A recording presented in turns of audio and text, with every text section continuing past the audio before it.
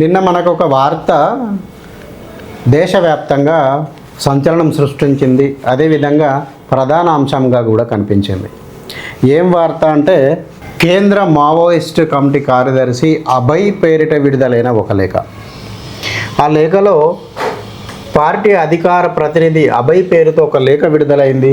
ఆ లేఖలో మావోయిస్టులు కాల్పుల విరమణకు తుపాకులు వదిలేసి జనజీవన స్రవంతిలోకి మేమందరం వస్తాం, కానీ పోలీసులు ఎన్కౌంటర్లు చేయడం మానేయాలి అనేది ఆ లేఖ సారాంశం. మంచిదే. లేఖ ఏదైతే ఉందో అభయ్ పేరిట విడుదలైన లేఖ సానుకూలమైందే. దాన్ని ఎందుకంటే అందరూ స్వాగతిస్తున్నారు. దేశమంతా కూడా అదే కోరుతూ ఉన్నారు.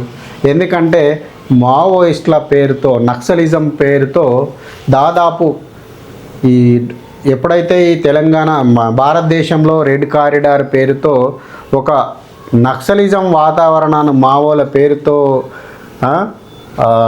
నక్సలిజం పేరుతో తయారైన ఒక ఉద్యమం, ఒకప్పుడు రైతు కూలి ఉద్యమం కావచ్చు, ఒకప్పుడు ఇంకొక తరహాలో చూసుకున్నట్లయితే యజమాని ఉద్యోగి కూలి పేరుతో జరిగిన ఉద్యమాలు కావచ్చు, ఇవన్నీ కూడా అభివృద్ధి నిరోధకాలకానికి పనిచేశాయి. అదేవిధంగా ఈ ఉద్యమం పేరుట ఎందరో వేలాది మంది సామాన్యులు బలైన సంఘటనలే తప్ప ఆ ఉద్యమం పేరుతోటి ఒక్కడు బాగుపడిన సంఘటనలు లేవు. ఆ బాగుపడింది ఎవరు అంటే ఆ ఉద్యమాన్ని వాడుకొని అందులో ఆ చీకటి ద్వారాల్లో తమ ఉపాధిని వెతుక్కున్న కొంతమంది కుహనా నక్సలిజం వాదులు మాత్రమే. కోట్లలో సంపాదించుకున్నారు, వనరులు పోగేసుకున్నారు, బ్యాక్గ్రౌండ్లో అమెరికాలో ఎక్కడెక్కడనో సెటిల్ అయిపోయారు. కానీ సామాన్యుల్లో మాత్రము మరణాలు సంభవించాయి. సామాన్యులు ఇటు పోలీసులకు అటు నక్సలైట్లకు అందరి మధ్యలో నలిగిపోయి తమ అసూలను ప్రాణాలు పోడగొట్టుకున్నారు. ఇక్కడ అభయ్ మేము వదిలేస్తామని చెప్పేసి ఒక లేఖను విడుదల చేయడం జరిగింది. అదేవిధంగా మళ్ళీ ఈరోజు కూడా దానికి అనుగుణంగానే మన కేంద్ర ఏదైతే హరగోపాల్ గారు ఉన్నారో ఒక సమావేశాన్ని, ఇది నిన్నొచ్చిన వార్త, సాక్షిలో ఇది నిన్నొచ్చిన వార్త. అదేవిధంగా ఈరోజు కూడా సాక్షిలో ఒక కథనాన్ని ప్రచురించడం జరిగింది. ఏంటిది? అంతా గందరగోళం, మావోయిస్టుల లేఖల కలకలం, గతానికి భిన్నంగా వెలువడుతున్న వైనంపై చర్చ, లేఖల్ని నిర్ధారించని పోలీసులు, పౌర హక్కుల నేతలు. ఇంకెంట్లో ప్రధానమైన అంశం ఏంటిదంటే రాజ్యానికి చంపే హక్కు లేదు. దీనిలో శాంతి చర్చల కమిటీ అధ్యక్షుడు జస్టిస్ చంద్రకుమార్, ప్రొఫెసర్ హరగోపాల్ నిన్న ఒక సమావేశం, అంటే ఏదైతే ఇప్పుడు నిన్న జరిగిన ఈ వార్తా కథనం ఏదైతే ఉందో, ఈ మావోయిస్టుల కాల్పుల విరమణ అభయ్ పేరుతో ఒక లేఖ విడుదలైంది అనే అంశం ఏదైతే బయటికి బహిర్గతమైందో వెంటనే ఈ నేతలంతా కూడా ఒక ప్రత్యేక సమావేశాన్ని నిన్న ఏర్పాటు చేసి కార్యక్రమాన్ని మాట్లాడారు. ఆ సమావేశంలో ఈ రకమైన చర్చలు వీళ్ళు తీసుకున్నారు. ఆ చర్చల్లో మనం ప్రధానంగా కూడా చూస్తే మనకు అన్నీ కనబడుతూ ఉంటాయి. ఇక్కడ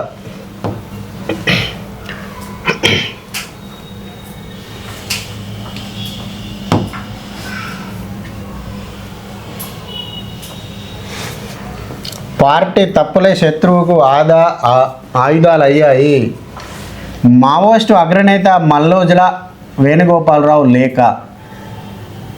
పరిస్థితులను అర్థం చేసుకోవడంలో పార్టీ విఫలమైంది. భవిష్యత్తులో సరైన మార్గంలో ముందుకు వెళ్ళాలి. చైనా పంతా, రష్యా పంతా అనే పిడివాద ఆచరణకు స్వస్తి చెప్పాలి. భారతదేశ స్థల కాల పరిస్థితులకు తగిన పంతా అనుసరించాలి. తాత్కాలికంగా సాయుధ పోరాట విరమణను ప్రజలు అర్థం చేసుకోవాలి. వీళ్ళు ఇంకా మళ్ళీ నిన్న హరగోపాల్ ఏదైతే మాట్లాడిండో దాన్ని మనకు అర్థమవుతుంది. ఇక్కడ తాత్కాలికంగా అంటే ఇక్కడ ఏదైతే ప్రభుత్వం గ్రీన్ హంట్ పేరుతో కొంతకాలము, ఆపరేషన్ కగార్ పేరుతో గత కొంతకాలంగా దేశంలో మావోయిస్టు అనే పదమే, నక్సలైట్ అనే పదమే లేకుండా చేస్తామనేది కేంద్ర ప్రభుత్వ సిద్ధాంతం, అనుసరిస్తున్న ఆచరణ ఏదైతే ఉందో దానికి భయపడి కొన్ని రోజులు మనం మళ్ళీ ఎప్పట్లాగా అమాయకుల్లాగా ప్రజల్లో కలిసిపోదాము అనే ఆలోచన చూసిన మీరు. ఇక్కడ తాత్కాలికంగా అనే పదానికి అర్థం ఏంటిది? తాత్కాలికంగా ఇప్పుడైతే వదిలేద్దాము అంటే తర్వాత మళ్ళీ పట్టుకుందాం, మనకు సందు దొరికినప్పుడు లేకపోతే మనకు అనుకూలమైన ప్రభుత్వాలు వచ్చినప్పుడు మళ్ళీ మనం తుపాకీ పట్టుకొని పోయి సామాన్యులను వాళ్ళని వీళ్ళందరినీ చంపిపారేద్దాం అనేది వీళ్ళ ఆలోచన.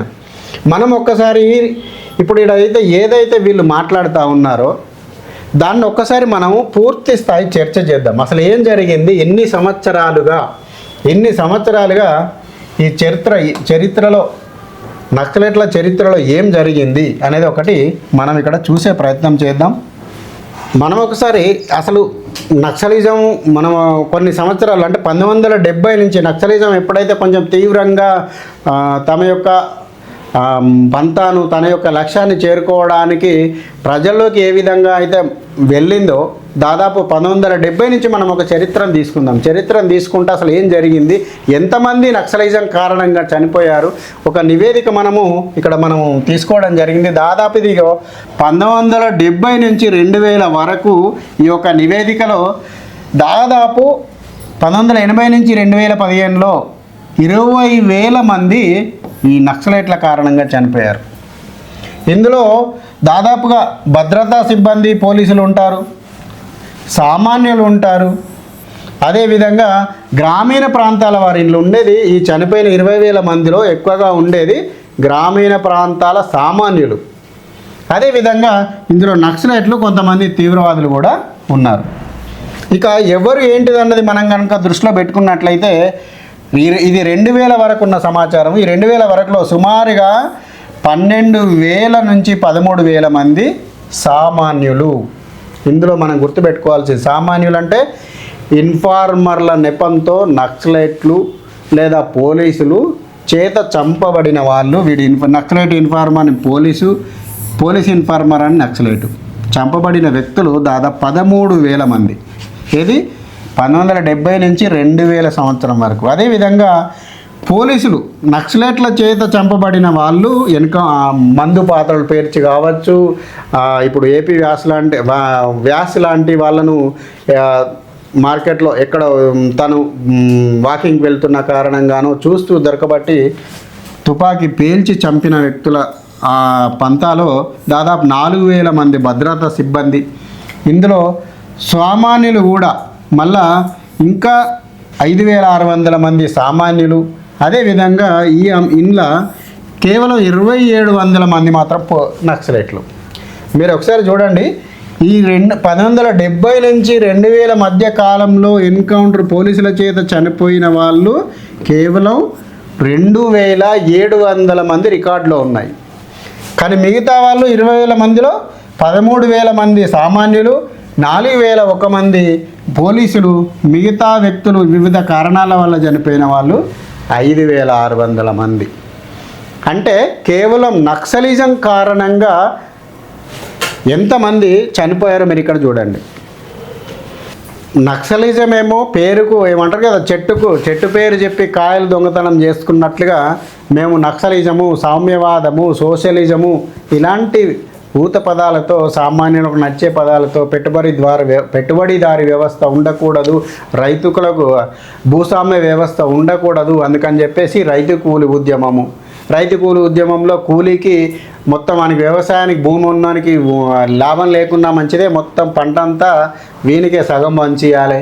లేదంటే ఒక కార్పొరేట్ కంపెనీ పెడితే ఆ కంపెనీ మొత్తం వాని లాభాల్లో సగం, అంటే ఒక కంపెనీలో ఉన్న లాభాల్లో, అంటే వాడి పెట్టుబడితోటి పని లేదు, వాని వ్యవస్థతోటి సంబంధం లేదు, ఎలాంటి శ్రమతోటి సంబంధం లేదు, అమ్మకపు యొక్క నాలెడ్జ్తో సంబంధం లేదు, ఆ ఉత్పత్తి ఆలోచనతో సంబంధం లేదు, కేవలం అందులోకి వచ్చి పనిచేసిన కారణంగా ఆ యొక్క కంపెనీ లాభాల్లో మొత్తం శ్రామికులకే పంచాలి. ఏమన్నా అంటే శ్రామికుడు లేకుండా కంపెనీ ఎక్కడి నుంచి వచ్చింది అనేది వీళ్ళ వాదన. సరే, మరి కంపెనీ లేకుండా శ్రామికుని పని ఎక్కడిది అనే ఆలోచన ప్రశ్న మనం అడగొద్దు. మరి ఆ కంపెనీ ఆ ఓనర్ అనేటోడు, ఆ యజమాని అనేటోడు ఒక కంపెనీ పెట్టితే మరి ఈయనకు పని దొరికింది కదా, ఆ కంపెనీ లేకపోతే ఈయనకు పని ఎక్కడిది అనే ప్రశ్న మనం వేయకూడదు. అది పెద్ద తప్పు వీళ్ళ దృష్టిలో. కానీ ఇక్కడ వీళ్ళ వాదన ఏంటి అంటే వీడు పని చేయకపోతే కంపెనీ ఎక్కడిది అనే వాదన మాట్లాడతారు. మరి కంపెనీ లేకపోతే పని ఎక్కడిది అన్నది ఆలోచన రాదు, మాట్లాడరు.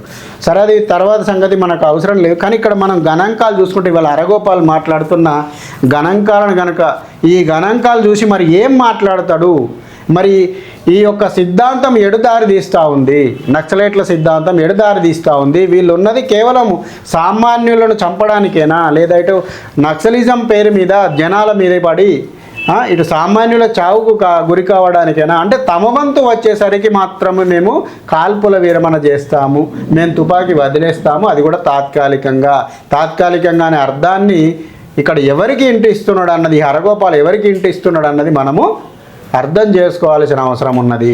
అదేవిధంగా ఇవాళ ఏదైతే పేద ప్రజల మనస్సుల్లో సోషలిజం అనే మత్తును నింపి అందరం సమానమే అనే ఒక మాట నిజమే కావచ్చు, కానీ ఆ మాటల వెనుకన కత్తులు ఏ విధంగా దూస్తున్నారు, ఏ విధంగా వాళ్ళ సిద్ధాంతం పేర మిగతా మానవ హననానికి పాల్పడుతున్నారు అన్నది మనం ఇక్కడ ఈ యొక్క నివేదికను చూస్తే అర్థమవుతుంది. ఇప్పుడు కేవలం ఇది 2000 వరకు జరిగిన నివేదికనే, ఇంకా 2000 నుంచి ఇప్పటి వరకు అంటే 25 వరకు ఇంకెంతమంది నక్సలైట్లు చనిపోయారనే నివేదికను చూస్తే మనము బిత్తరపోవాల్సిందే. ఎందుకంటే దాదాపు 50,000 పైగా, ఇదివరకు కూడా మనము గతంలో కూడా ఒక వీడియో మాట్లాడుకున్నాం, దాదాపు 50,000కు పైగా కేవలం నక్సలిజం కారణంగా అసూలు బాశారు చాలామంది. ఇందులో సామాన్యులు దాదాపు 40,000 మందికి పైగా ఉంటారు. అసలు నక్సలిజానికి సంబంధం లేకుండా దాదాపు 40 నుంచి 45,000 మంది వరకు సామాన్యులే ఉన్నారు అందులో. అటువంటిది వీళ్ళు ఎవరిని ఉద్ధరిస్తున్నట్లు, ఏ సమాజాన్ని ఉద్ధరించడానికి తుపాకీ చేతబట్టి ముందుకు వెళ్తున్నారు. ఈ నక్సలిజం పేరు ఇవాళ సిద్ధాంతం ఎలా తయారైంది అంటే, నేను వాని ఇంటి మీద ఉన్న వాలిన కాకి నా ఇంటి మీద వాలొద్దు, వాడే ఆ కాకిని మా ఇంటి మీదకి పంపించాడు కాబట్టి నేను ఆ కాకిని పంపించిన వా ఇంటిని నేను చంపేస్తా అని చెప్పేసి పోయే సిద్ధాంతం తయారైంది ఇవాళ నక్సలైట్లలో. వాళ్ళకి అమాయకులు ఏం తెలియకపోవచ్చు, ఇంకా దీన్ని పర్యావరణం పేరు మాట్లాడుతూ ఉన్నారు.